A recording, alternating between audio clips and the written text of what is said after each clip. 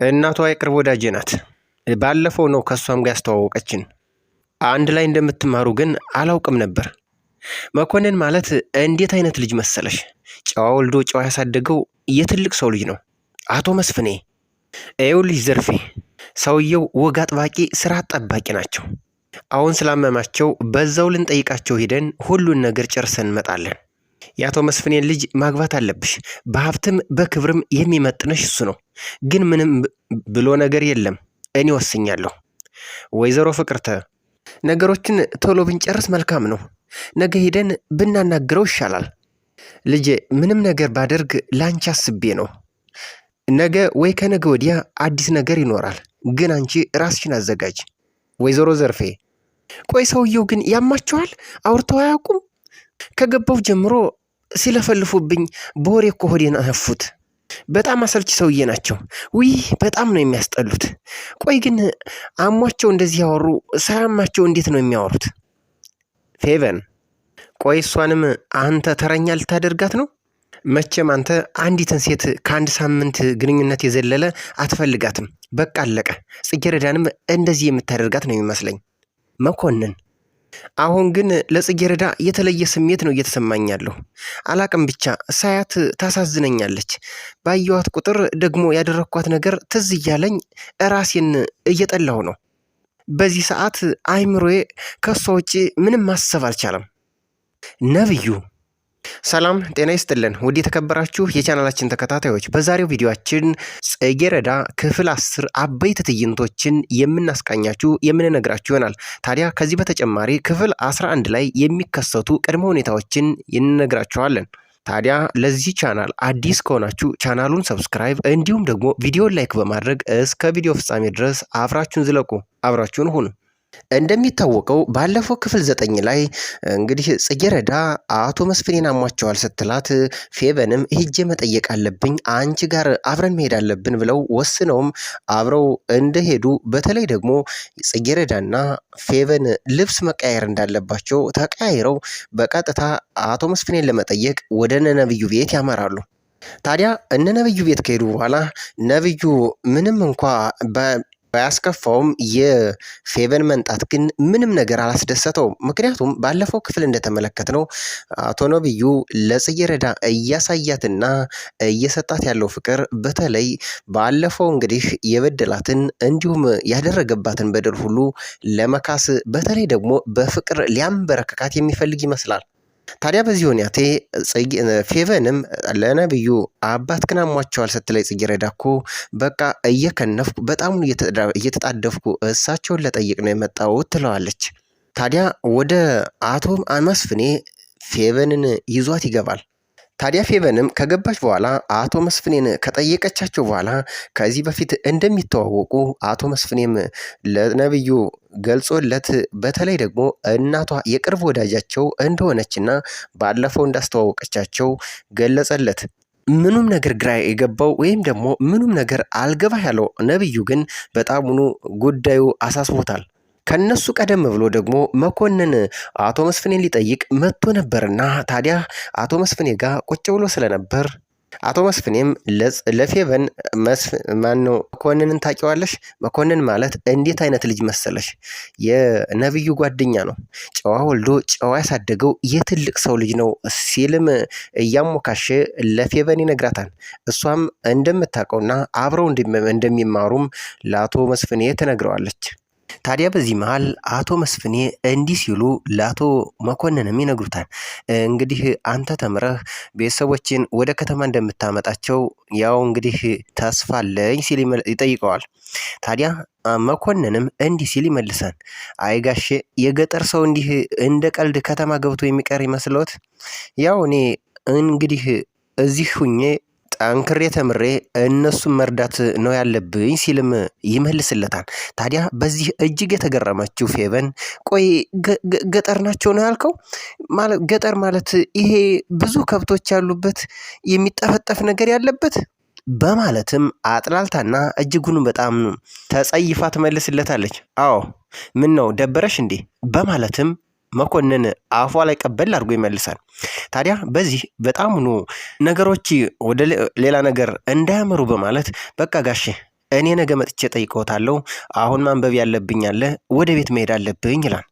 ታዲያ መኮንን ከአቶ መስፍኔ ክላስ እንደወጣ ያየውን ማመንና እንዲህ አይኑንም እጅጉኑ መጠራጠርም ጀመረ። ታዲያ ከፊት ለፊት የተመለከተው ጽጌረዳና ነብዩ እጅግ እየተጫወቱ እየተሳሳቁና እየተሳለቁ ይመለከታል።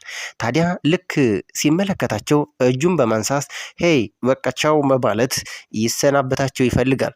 ታዲያ ነብዩም ደንገጥ ብሎ መኮንን መጣህ እንዴ በማለት በቃ መሄድ ካለብህ ልሸኝህ ሲለው ወዲያውኑ ጽጌረዳ ወጣችና ሞኬ ምን ነው ቅድም እኮ ሰላም አላልከኝም ብላ ሰላምታ ከሰጠችው በኋላ ስላደረክልኝ ሁሉ አመሰግናለሁ በማለትም ስለ ፈተናዬ ግን አልጠየከኝም እኮ ትለዋለች።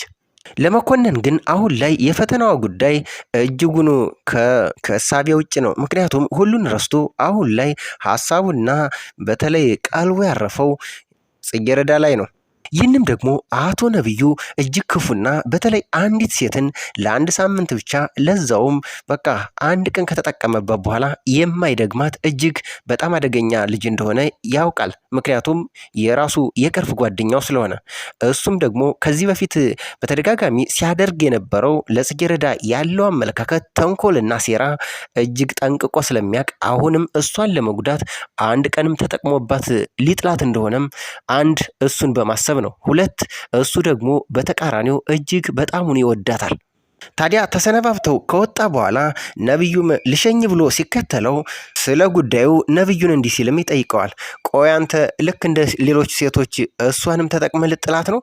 ያው እንደ ሌሎቹ አሁንም እሷን ተረኛ ልታደርጋት ነው? በማለትም ይጠይቀዋል። በማስከተልም መቼም አንተ አንዲትን ሴት ከአንድ ሳምንት ግንኙነት የዘለለ አትፈልጋትም፣ በቃ አለቀ። ጽጌረዳንም እንደዚህ የምታደርጋት ነው የሚመስለኝ አለው። ነብዩም ቀበል በማድረግ ሰውዬ አሁን ተንኮል የሚባል ነገር የለም፣ ሁሉም ሰላም ነው። ለጽጌረዳ የተለየ ስሜት ነው እየተሰማኝ ያለው። አላቅም ብቻ ሳያት ታሳዝነኛለች። ባየዋት ቁጥር ደግሞ ያደረግኳት ነገር ትዝ ሲለኝ ራሴን በጣሙን እየጠላሁ ነው። በዚህ ሰዓት አይምሮዬ ከእሷ ውጪ ምንም ማሰብ አልቻለም ሲልም ዱብዳ ነገሩን ይነግረዋል። ታዲያ አሁን ላይ መኮንን ስሜቱ ገንፍሎ እንዳይወጣ እየተቆጣጠረ ያ ማለት ለጽጌረዳ ያለው ስሜትና ፍቅር እጅግ በጣም ትልቅ እንደሆነ ይታወቃል። ከዛ ማለፍ ሲል ደግሞ ነብዩ እሷን እንዳይጎዳት በተለይ ደግሞ መሰናክል ሆኖ አበላሽቷ እንዳይተዋት እጅግ በጣም ትልቅ ስጋት ገብቶታል። ከዚህ የተነሳ ደግሞ በቀጣይ ክፍል እጅጉኑ ለጽጌረዳ የነብዩን ጉዳይ የነብዩን ቀጥታ ሙሉ ታሪኩን ለጽጌረዳ የሚያስረዳት ይሆናል። ታዲያ ሁሉም ወጥተው ፌቨን እና አቶ መስፍኔ ለብቻቸው እያወሩና እንግዲህ እየተነጋገሩ ነበር ማለት ነው። በዚህ ሁናቴ ፌቨን ነብዩ ሳይመጣ ከዛ ክላስ ትወጣና ለጽጌረዳ ቆይ ሰውየው ግን ያማቸዋል? አውርተው ያቁም እንዲህ ከገባውበት ሰዓት ጀምሮ በቃ ሲለፈልፉ በወሬ ኮዲን ነፉት። በጣም አሰልች ሰውዬ ናቸው። ውይ በጣም ነው የሚያስጠሉት። ቆይ ግን አሟቸው እንደዚህ ያወሩ ሳያማቸው እንዴት ሊያወሩ ይችላሉ? ይህንን ለጽጌረዳ እየነገረቻት እያለ አረ ቆይ ዝም በይ፣ አረ ሰው እኮ ይሰማኛም በይ በማለት ጽጌረዳ ብትመልስላትም እዛው በር ላይ አቶ ነብዩ ከውጭ መጥቶ እያዳመጣት በራሱ ጆሮ እንግዲህ በራሱ አንደበት ተከታትሎት ነበር። ታዲያ ይህ ደግሞ በቀጣይ ክፍል ለፌቨን ነብዩ ያለውን ግንኙነት ማለትም ያለውን ፍቅር እርግፍ አድርጎ የሚተውና እሷን ደግሞ ካጠገቡ የሚያባርራት ይሆናል ማለት ነው። ምክንያቱም ለአባቱ ክብር ያልሰጠች ለሱ ልትሆነው አትችልምና እሷንም እንግዲህ ከእሷና በሱ መካከል ያለው ግንኙነት የሚቋረጥ ይሆናል ማለት ነው። አሁን ላይ ጽጌረዳ በአቶ መስፍኔና በአቶ ነብዩ እጅጉኑ ደስተኛ ሆና እዛ ቤት የተሻለ ደስታ ፈጥሮላት አሁን ስራዋን በፍቅር የምትሰራ ይሆናል። ታዲያ ይህን ሁሉ ከሰራች በኋላ እሷም ወደ ቤት መሄድ አለብኝ ብላ ከቤት ትወጣለች። ታዲያ ወዲያውኑ እንደወጣች የአቶ ዮናስ በቀጥታ ወደ እሷ ይደውላል። ታዲያ እሷም ስልኩን አልያዘችውም ነበርና ማን ልበል ምናምን ብላ ካወራችሁ በኋላ ማንነቱን ከነገራትና ካስተዋወቃት በኋላ ለአንቺ የሚሆን ስራ አግኝቼልሻለሁ በማለትም ይጠይቃታል። እሷ ግን ውይ አሁንማ ስራ እኮ አገኘው በማለት ምክንያቱም አሁን ላይ እናቶ መስፍኔ ቤት በጣም ደስተኛ ሆና እየሰራች እንደሆነ እሱ ልትገልጽለት ትፈልጋለች። ታዲያ ዮናስን በማስቀጠል በሳምንት 2 ቀን እንዲሁም ለ2 ሰዓታት ብቻ እንግሊዘኛ ለሚችልና ለጎበዝ ሰው የሚሆን ስራ ነው ያገኘውልሽ በማለትም ደስታን ይጭርባታል። ታዲያ አሁን ላይ እንዴ በ2 ቀንና በ2 ሰዓት የሚያልቅ ስራ ከሆነ ምን አይነት ነው ስራው ብላ ስትጠይቀው እሱማ በስልክ የሚያልቅ ጉዳይ አይደለም፣ ተገናኝተን ማውራትና ስለ ስራውም ላስረዳሽ ይችላለሁ ይላታል። አሁን ይህ ጉዳይ ደግሞ ምናልባትም አቶ መስፍኔ ማለትም ከነ ነቢዩ ጋር የሚያቆራረጣት የተሻለ ስራ ከሆነ እሱም ወደ ራሱ ሊያቀርባት ይችላል። ይህ ጉዳይ እጅግ በሱ ቤት እንደሚቀጥራት ምንም ጥርጥር የለውም። ሌላ ቦታ አይደለም፣ እሱ ቤት ጋር ምናልባትም ተመላላሽ ሰራተኛ ሊያደርጋት በዛውም ፍቅሩን ሊገልጽላት እንደሚወዳት ከገለጸላትም በኋላ ያው ጓደኛው ሊያደርጋት የሚፈልግ ይመስለኛል። ሌላው ጉዳይ እንግዲህ ያልተቋጨው በባለፈው እንግዲህ ንግግር ላይ የነበሩት ወይዘሮ ፍቅርተና ወይዘሮ ዘርፌ በተለይ ስለ ሰውየው እጅጉኑ ዘርፌም ተስማምታ ልጇ ጽጌረዳን ለአቶ መስፍኔ ልትሸጣት ማለት ነው። ማለትም እንግዲህ የወንድ ወገን ሽማግሌ መላክ ሲገባው ወይዘሮ ዘርፌም አቶ መስፍኔን ለማግኘት ተስማምታ አሁን ላይ ወይዘሮ ፍቅርተ ጋር ቀጠሮ ይዘዋል። ማንን? አቶ መስፍኔን ሊያገኙት ማለት ነው። ታዲያ ወይዘሮ ፍቅርተ ለወይዘሮ ዘርፌ እንዲህ ስትል ታመስራታለች። ይኸውልሽ ዘርፌ ለሰውየው ደውዬለት ነበር፣ ነገር ግን አሁን ትንሽ አሞታል። ስለዚህ በዚሁ ልንጠይቀው ሄደን ሁሉን ነገር ጨርሰን እንመጣለን። ይኸውልሽ ሰውየው ወግ አጥባቂና ስርዓት ጠባቂ ናቸው። ታዲያ ወይዘሮ ዘርፌም ቀበል አለችና ምንም ይሁን ምን ነገሮችን ግን ቶሎ መጨረስ መልካም ነው፣ ነገ ሂደን ብናገኛቸው ይሻላል በማለት በሀሳቡ እንደተስማማችና ቶሎ ማግኘትና ቶሎ መቋጨት እንደፈለገችም የሚያመላክት ሀሳብ ነው። አሁን ትልቁ የሚጠበቀው ጉዳይ ወይዘሮ ዘርፌና አቶ መስፍኔ ሲገናኙ ምን እንደሚፈጠር ነው።